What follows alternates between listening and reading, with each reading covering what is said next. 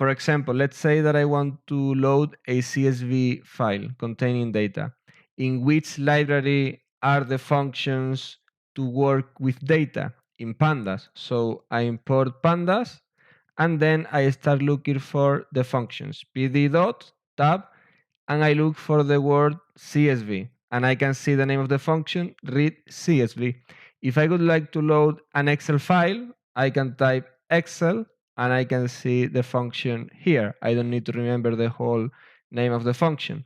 The same would happen when we want to make plots. In which library are the functions to plot the data? In matplotlib. We import the library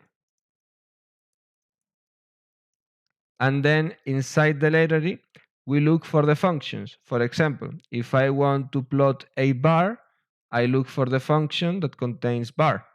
If I want to make some histogram, I look for the function that contains the word histogram, and I can see the functions here.